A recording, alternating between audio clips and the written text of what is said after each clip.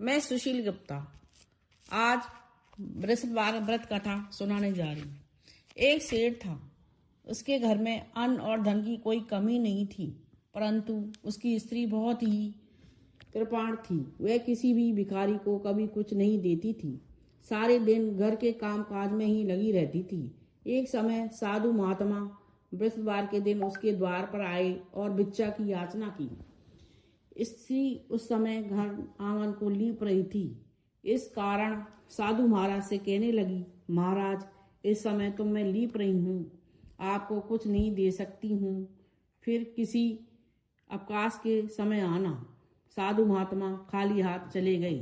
कुछ दिन के पश्चात वह साधु फिर आए और उसी घर में भिक्षा मांगी। सेठानी उस समय लड़के को खिला रही थी। कहने लगी, हे महाराज, क्या करूं, अवकाश ही नहीं है, इसलिए आपको कुछ नहीं दे सकती। तीसरी बार महात्मा आए तो उसी तरह उसको टालना चाहा, परंतु महात्मा कहने लगे कि यदि तुमको बिल्कुल समय ना हो तो मुझे भिक्षा दोगी। सेठानी कहने लगी कि हाँ महाराज, यदि ऐसा हो जाए तो बहुत ही कृपा होगी। साधु महाराज कहने लगे कि अच्छा, मैं तुमको एक उपाय बताता हूँ। बृहस्पतिवार के दिन चढ़ने पर उठो और सारे घर में झाड़ू आदि लगाकर कूड़ा एक तरफ इकट्ठा करके घर में रख दो। घर में चौका मत लगाओ। फिर स्नान आदि करके घर वालों को कहो कि वे हजामत आदि अवश्य बनाए। रसोई बनाकर चूल्हे के पीछे रखा करो, सामने कभी ना रखो। सायकाल को बहुत अंधेरा होने के पश्चात दीपक जलाया करो तथा बृहस्पतिवार को पीले वस्त्र कभी मत धारण करो, ना ही पीले रंग की चीजों का भोजन करो। यदि ऐसा करोगी तो तुमको घर का कोई भी काम नहीं करना पड़ेगा। सेठानी ने ऐसा ही किया। बृहस्पतिवार को खूब दिन चढ़ने पर उठी, झाड़ू आदि लगाकर कूड़े को एक तरफ इकट्ठा कर दिया और पुरुषों से भी हजामत आदि बनवाई। भोजन बनवाने के पश्चात चूल्हे के पीछे रख दिया। उसके बाद वह सब बृहस्पतिवार को ऐसा ही करती थी। और कुछ दिनों के बाद उसके घर में खाने तक को कोई दाना भी नहीं रहा और भोजन के लिए दोनों समय तरसने लगी। सेठानी से कहने लगा कि सेठ जी, तुम यहाँ रहो, मैं दूसरे देश को जाऊं, क्योंकि यहाँ पर सब मनुष्य मुझे जानते हैं, इसलिए कोई कार्य भी नहीं कर सकता। देश चोरी परदेश भी बराबर है। ऐसा कहकर सेठ परदेश चला गया और वहां जंगल में जाता और लकड़ी काट कर लाता तथा शहर में बेचता। इस प्रकार जीवन व्यतीत करने लगा। सेठ के घर सेठानी और दासी दुखी रहने लगी। किसी दिन भोजन मिलता और किसी दिन पानी पीकर रह जाती। एक बार जब सेठानी को बिना भोजन किए 7 दिन व्यतीत हो गए तो सेठानी ने अपनी दासी से कहा, हे दासी, यहाँ पास के नगर में मेरी बहन रहती है। वह बहुत ही धनवान है। इस कारण तू उसके पास जा और वहां से 5 सेर बेजर ला, जिससे कुछ समय के लिए गुजर बसर हो जाएगी। इस प्रकार सेठानी की आज्ञा मानकर दासी उसकी बहन के पास गई। उस समय सेठानी की बहन पूजा कर रही थी, क्योंकि उस दिन बृहस्पतिवार था। जब दासी ने सेठानी की बहन को देखा तो वह बोली, हे रानी, मुझे आपकी बहन ने भेजा है, मेरे लिए 5 सेर बेजर दे दो। इस प्रकार दासी ने कई बार कहा, परंतु रानी ने कुछ नहीं उत्तर दिया, क्योंकि उस समय वह गुरुवार के व्रत की कथा सुन रही थी। इस प्रकार जब बांदी को किसी प्रकार का उत्तर न मिला तो वह बहुत दुखी हुई तथा क्रोध भी आया और लौटकर अपने गांव में सेठानी से बोली, हे सेठानी, तुम्हारी बहन तो बहुत ही घमंडी है, बड़ी रानी है। वह छोटे मनुष्य से बात नहीं करती है। जब मैंने उनसे सब कहा तो उसने किसी प्रकार का कोई उत्तर नहीं दिया। सेठानी बोली कि उसका कोई दोष नहीं है। जब बुरे दिन आते हैं तब ऐसा ही होता है, कोई सहारा नहीं देता। अच्छे बुरे का पता आपत्ति काल में ही लगता है। जैसी ईश्वर की इच्छा होगी वह होगा। यह सब हमारे भाग का दोष है। उधर उस रानी ने देखा कि मेरी बहन की दासी आई थी, परंतु मैं उससे नहीं बोली। इससे वह बहुत दुखी हुई होगी। यह सोचकर कहानी को सुनकर और विष्णु भगवान का पूजन समाप्त करके वह अपनी बहन के घर चल दी। वहां जाकर अपनी बहन से कहने लगी, ये बहन, मैं गुरुवार का व्रत कर रही थी, तुम्हारी दासी आई, परंतु जब तक कथा होती है तब तक ना उड़ते हैं ना बोलते हैं, इसलिए मैं नहीं बोली। दासी क्यों गई थी? सेठानी बोली, बहन हमारे घर अनाज नहीं था, वैसे तुमसे कोई बात छिपी नहीं है, इसी कारण मैंने दासी को तुम्हारे पास 5 सेर बेजर लेने के लिए भेजा था।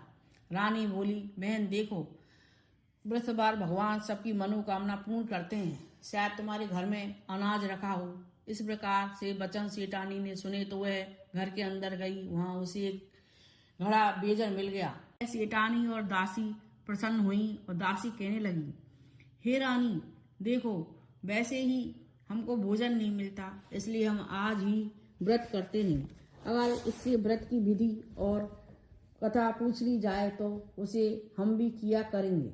तब उस सेठानी ने अपनी बहन से पूछा कि बहन, गुरुवार के व्रत की कथा क्या है तथा वह व्रत कैसे करना चाहिए। सेठानी की बहन ने कहा कि ये बहना, गुरुदेव व्रत में चने की दाल, मुनक्का से विष्णु भगवान की केले की जड़ में पूजा करें तथा दीपक जलाएं, पीला भोजन करें और कहानी सुनें।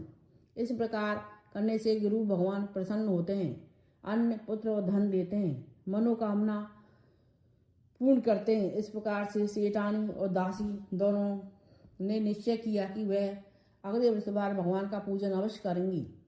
7 रोज बाद जब गुरुवार आया तो उन्होंने व्रत रखा। गौशाला में जाकर चना बीन लाई तथा उसकी दाल के केले की जड़ का विष्णु भगवान का पूजन किया और पीला भोजन कहाँ से लाए। बेचारी बहुत दुखी हुई, परंतु उन्होंने व्रत किया था, इस कारण गुरु भगवान प्रसन्न हुए और 2 थाली में सुंदर पीला भोजन लेकर आए और दासी को देकर बोले, हे दासी, यह तुम्हारे और सेठानी के लिए भोजन है, तुम दोनों करना। दासी भोजन पाकर बड़ी प्रसन्न हुई और सेठानी से बोली, भोजन कर लो। सेठानी को इस विषय में कुछ पता नहीं था, इसलिए वह बोली, अरे दासी, तू ही भोजन कर, क्यों हमारी व्यर्थ में हंसी उड़ाती है। दासी बोली, एक महात्मा दे गया है। सेठानी कहने लगी, भोजन तेरे लिए दे गया, तू ही भोजन कर। दासी कहने लगी, वह महात्मा हम दोनों को 2 थाली में भोजन दे गया है, इसलिए हम और तुम दोनों ही साथ साथ भोजन करेंगे। इस प्रकार सेठानी और दासी दोनों ने गुरु भगवान को नमस्कार करके भोजन प्रारंभ किया तथा प्रत्येक गुरुवार को व्रत और विष्णु भगवान का पूजन करने लगी। विष्णु भगवान की कृपा से सेठानी और दासी के पास फिर से काफी धन हो गया, तो सेठानी फिर उसी प्रकार आलस करने लगी। तब दासी बोली, देखो सेठानी, तुम फिर उसी प्रकार आलस किया करती थी, तुम्हें धन रखने में कष्ट होता था, इस कारण सभी धन नष्ट हो गया। अब पुनः भगवान की कृपा से धन प्राप्त हुआ है, तो फिर तुम आलस मत करो। बड़ी मुसीबतों से यह दिन देखने में आया है, इसलिए हमें दान पुण्य करना चाहिए तथा भूखे मनुष्य को भोजन कराओ, प्याऊ लगवाओ, ब्राह्मण को दान दो, कुआ, तालाब, बावड़ी आदि का निर्माण कराओ, मंदिर, पाठशाला बनवाकर दान दो, कुंवारी कन्याओं का विवाह कराओ, धन को शुभ कार्य में खर्च करो, जिससे तुम्हारा यश फैलेगा तथा स्वर्ग प्राप्त होगा। जब सेठानी ने इस प्रकार के कर्म करने प्रारंभ किए तब उसका यश फैलने लगा। सेठानी और दासी विचारने लगी कि ना जाने सेठ किस प्रकार से होंगे। उनकी कोई खबर नहीं मिली। गुरु भगवान से उन्होंने प्रार्थना की और भगवान ने रात्रि में राजा को स्वप्न में कहा, हे राजा, हे सेठ, उठ, तेरी सेठानी तुझे याद करती है, अपने देश को चलो। सेठ प्रातःकाल उठा और विचार करने लगा कि स्त्री जाति खाने और पहनने की संगनी होती है, पर भगवान की आज्ञा मानकर वह अपने नगर के लिए चलने को तैयार हुआ। इससे पूर्व जब सेठ परदेश चला गया था तो प्रतिदिन जंगल में से लकड़ी बीनकर लाने लगा और शहर में बेचकर अपनी दुखी जीवन को कठिनाई से व्यतीत करता था। एक दिन सेठ दुखी होकर पुरानी बातों को याद कर कर रोने लगा। तब उस जंगल में से वृषभदेव एक साधु का रूप धारण करके आ गए और राजा के पास आकर बोले, हे लगड़ारे, तुम इस जंगल में किस चिंता में बैठे हो, मुझसे बताओ। यह सुनकर सेठ नेत्रों में आंसू भर लाया और बोला, हे प्रभु, आप सब कुछ जानने वाले हो। इतना कहकर साधु को अपनी संपूर्ण कथा बताई, कहानी सुनाई। महात्मा जी ने कहा, तुम्हारी स्त्री ने बृहस्पति के दिन बृहस्पति भगवान का निरादर किया है, जिसके कारण रुष्ट होकर उन्होंने तुम्हारी यह दशा कर दी। अब तुम चिंता को दूर करके मेरे कहने पर चलो तो तुम्हारे सब कष्ट दूर हो जाएंगे और भगवान पहले से भी अधिक संपत्ति देंगे। तुम बृहस्पतिवार के दिन कथा किया करो। 2 पैसे के चने मुनक्का लाकर उसका प्रसाद बनाओ और शुद्ध जल के लोटे में शक्कर मिलाकर अमृत तैयार करो। कथा के पश्चात अपने सारे परिवार और सुनने वाले प्रेमियों में अमृत और प्रसाद बांटकर आप भी ग्रहण करो। ऐसा करने से भगवान तुम्हारी सब मनोकामना पूरी करेंगे। उनके ऐसे वचन सुनकर लकड़हारा बोला, हे प्रभु, मुझे लकड़ी बेचकर इतना पैसा नहीं मिलता जिससे भोजन के उपरांत कुछ बचा सकूं। मैंने रात्रि में अपनी स्त्री को व्याकुल देखा है। मेरे पास कुछ भी नहीं है जिससे मैं उसकी खबर मंगा सकूं। साधु ने कहा, हे लकड़हारे, तुम किसी बात की चिंता मत करो। बृहस्पति के दिन तुम रोजाना की तरह लकड़ियां लेकर शहर जाओ। तुमको रोज से दुगना धन प्राप्त होगा, जिससे तुम भली भांति भोजन कर लोगे तथा बृहस्पति देव की पूजा का सामान भी आ जाए। इतना कहकर साधु अंतर्धान हो गया। धीरे धीरे समय व्यतीत होने पर फिर वही गुरुवार का दिन आया। लकड़हारा जंगल से लकड़ी काटकर किसी शहर में बेचने गया। उसे उस दिन से और अधिक पैसा मिला। राजा ने चना गुड़ आदि लाकर गुरुवार का व्रत किया। उस दिन से उसके सभी कलेश दूर हुए, परंतु जब दोबारा गुरुवार का दिन आया तो वह व्रत करना भूल गया। इस कारण बृहस्पति भगवान नाराज हो गए। उस दिन नगर के राजा ने विशाल यज्ञ का आयोजन किया था तथा शहर में ये घोषणा करा दी थी कि कोई भी मनुष्य अपने घर में भोजन ना बनावे, ना आग जलाए। समस्त जनता मेरे यहाँ भोजन करने आए। इस आज्ञा को जो न मानेगा उसे फांसी की सजा दी जाएगी। इस तरह की घोषणा संपूर्ण नगर में करवा दी गई। राजा के आज्ञा अनुसार शहर के सभी लोग भोजन करने गए, लेकिन लकड़हारा कुछ देर में पहुंचा, इसलिए राजा उसको अपने साथ घर ले गए और ले जाकर भोजन करा रहे थे तो रानी की दृष्टि उस खूंटी पर पड़ी जिस पर उसका हार लटका हुआ था। वह वहां पर दिखाई नहीं दिया। रानी ने निश्चय किया कि मेरा हार इस मनुष्य ने ही चुरा लिया है। उसी समय सिपाहियों को बुलाकर उसको कारागार में डलवा दिया। जब लकड़हारा कारागार में पड़ गया और बहुत दुखी होकर विचार करने लगा कि ना जाने कौन से पूर्व जन्म के कर्म से मुझे यह दुख प्राप्त हुआ है, और उसी साधु को याद करने लगा कि जो जंगल में मिला था। उसी समय तत्काल बृहस्पति देव साधु के रूप में प्रकट हुए और उसकी दिशा को देखकर कहने लगे, अरे मूर्ख, तूने बृहस्पति के देव की कथा नहीं करी, इस कारण तुझे दुख प्राप्त हुआ है। अब चिंता मत कर। गुरुवार के दिन कारागार के दरवाजे पर 4 पैसे पड़े मिलेंगे, उनसे तू बृहस्पति देव की पूजा करना, तेरे सभी कष्ट दूर हो जाएंगे। बृहस्पति के दिन उसे 4 पैसे मिले। लकड़हारे ने कथा कही। उसी रात्रि को बृहस्पति देव ने उस नगर के राजा को स्वप्न में कहा, हे राजा, तूने जिस आदमी को कारागार में बंद कर रखा है वह निर्दोष है, वह राजा है, उसे छोड़ देना। रानी का हार उसी खूंटी पर लटका है। अगर तू ऐसा नहीं करेगा तो मैं तेरे राज को नष्ट कर दूंगा। इस तरह रात्रि के सपने को देखकर राजा प्रातः काल उठा और खूंटी पर हार देकर लकड़हारे को बुलाकर क्षमा मांगी तथा लकड़हारे को योग सुंदर वस्त्र आभूषण देकर विदा कर दिया। बृहस्पति देव की आज्ञा अनुसार लकड़हारा अपने नगर को चल दिया।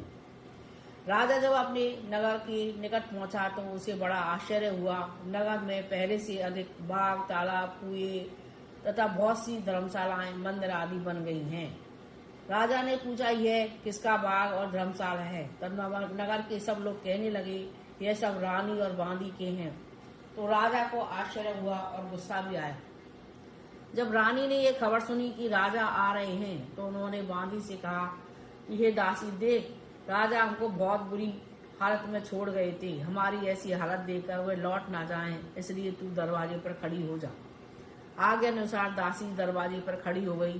राजा आए तो उन्हें अपने साथ लेवा लाई। तब राजा ने क्रोध करके अपनी रानी से पूछा कि यह धन तुम्हें कैसे प्राप्त हुआ है? तब उन्होंने कहा, हमें यह सब धन बृहस्पति देव की इस व्रत के प्रभाव से प्राप्त हुआ है। राजा ने निश्चय किया कि 7 रोज बाद तो सभी बृहस्पति देव का पूजन करते हैं, परंतु मैं प्रतिदिन दिन में 3 बार कहानी तथा रोज व्रत किया करूंगा।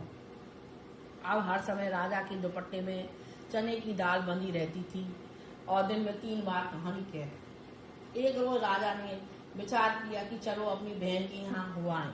इस तरह निश्चय कर राजा घोड़े पर सवार हो अपनी बहन के यहाँ को चलने लगा। और मार्ग में उसने देखा कि कुछ आदमी एक मुर्दे को लिए जा रहे हैं। उन्हें रोककर राजा कहने लगा, अरे भाइयों, मेरी बृहस्पति देव की कथा सुन लो। वे बोले, हमारा तो आदमी मर गया है, इसको अपनी कथा की पड़ी है। परंतु कुछ आदमी बोले, अच्छा कहो, हम तुम्हारी कथा भी सुनेंगे। राजा ने चना की दाल निकाली और कथा आदि हुई तो मुर्दा हिलने लग गया। जब कथा समाप्त हो गई तो राम राम करके मनुष्य खड़ा हो गया। आगे मार्ग में उसे एक किसान खेत में हल चलाता मिला। राजा ने उसे देख और उससे बोले, अरे भैया, तू मेरी बृहस्पतिवार की कथा सुन लो। किसान बोला, जब तक मैं तेरी कथा सुनूंगा तब तक 4 हरैया जोत लूंगा, जा अपनी कथा किसी और को सुनाना। इस तरह राजा आगे चलने लगा। राजा के हटते ही बैल पछाड़ खाकर गिर गई तथा किसान के पेट में बड़ी जोर का दर्द होने लगा। उस समय उसकी माँ रोटी लेकर आई। उसने जब ये देखा तो अपने पुत्र से सब हाल पूछा और बेटे ने सभी हाल कह दिया। तो बुढ़िया दौड़ी दौड़ी उस घुड़सवार के पास गई और उससे बोली कि मैं तेरी कथा सुनूंगी, तू अपनी कथा मेरे खेत पर चढ़कर कहना। राजा ने बुढ़िया के खेत पर जाकर कथा कही, जिसके सुनते ही वह बैल उठ खड़ा हुआ तथा किसान के पेट का दर्द भी बंद हो गया। राजा अपनी बहन के घर पहुंचा। बहन ने भाई की खूब मेहमानी की। दूसरे रोज प्रातःकाल राजा जगा तो वह देखने लगा कि सब लोग भोजन कर रहे हैं। राजा ने अपनी बहन से कहा, ऐसा कोई मनुष्य है जिसने भोजन नहीं किया हो, मेरी बृहस्पतिवार की कथा सुन ले। बहन बोली, अरे भैया, यह देश ऐसा ही है कि पहले यहाँ लोग भोजन करते हैं तथा बाद में अन्य काम करते हैं। अगर कोई पड़ोस में हो तो मैं देख कर आऊं। वह ऐसा कहकर देखने चली गई, परंतु उसे कोई ऐसा व्यक्ति नहीं मिला जिसने भोजन न किया हो। अतः उसे एक कुम्हार के घर गई जिसका लड़का बीमार था। उसे मालूम हुआ कि उसके यहाँ 3 रोज से किसी ने भोजन नहीं किया है। रानी ने अपने भाई की कथा सुनने के लिए कुमार से कहा कि वह तैयार हो गया। राजा ने जाकर बृहस्पतिवार की कथा कही, जिससे सुनकर उसका लड़का ठीक हो गया। अब तो राजा की प्रशंसा होने लगी। एक रोज राजा ने अपनी बहन से कहा कि हे बहना, हम अपने घर को जाएंगे, तुम भी तैयार हो जाओ। राजा की बहन ने अपनी सास से कहा। सास ने कहा, हाँ चली जा, परंतु अपने लड़के को मत ले जाना, क्योंकि तेरे भाई की कोई औलाद नहीं। बहन ने अपने भैया से कहा, हे भैया, मैं तो चलूंगी पर कोई बालक नहीं जाएगा। राजा बोला, जब कोई बालक ही नहीं जाएगा तो तुम क्या करोगे। बड़े दुखी मन से राजा अपने घर नगर को लौट आया। राजा ने अपनी रानी से कहा, हम निर्वंशी हैं, हमारा मुंह देखने का धर्म नहीं है और कुछ भोजन आदि नहीं किया। रानी बोली, है प्रभु, बृहस्पति देव ने हमें सब कुछ दिया है, वे हमें औलाद अवश्य देंगे। उसी रात को बृहस्पति देव ने राजा से सपने में कहा, हे राजा, उठ, सभी सोच त्याग दे, तेरी रानी गर्भ से है। राजा की यह बात सुनकर बड़ी खुशी हुई। 9वें महीने में उसके गर्भ से एक सुंदर पुत्र पैदा हुआ। तब राजा बोला, हे रानी, स्त्री बिना भोजन के रह सकती है पर बिना कहे नहीं रह सकती। जब मेरी बहन आवे तो मुझसे कुछ मत कहना। रानी सुनकर हाँ कर दिया। जब राजा की बहन ने यह शुभ समाचार सुना तो वह बहुत खुश हुई तथा बधाई लेकर अपने भाई के यहाँ आई। तब रानी ने कहा, घोड़ा चढ़कर तो नहीं आई, गधा चढ़ी आई। राजा की बहन बोली, भाभी, मैं इस प्रकार ना कहती तो तुम्हें औलाद कैसे मिलती। बृहस्पति देव ऐसे ही हैं, जैसे जिसके मन में कामनाएं होती हैं सबको पूर्ण करते हैं। जो सद्भावना पूर्वक बृहस्पतिवार का व्रत करता है तथा कथा पढ़ता है अथवा सुनता है और दूसरों को सुनाता है, बृहस्पति देव उसकी सभी मनोकामनाएं पूर्ण करते हैं। बोलो बृहस्पति देव की जय।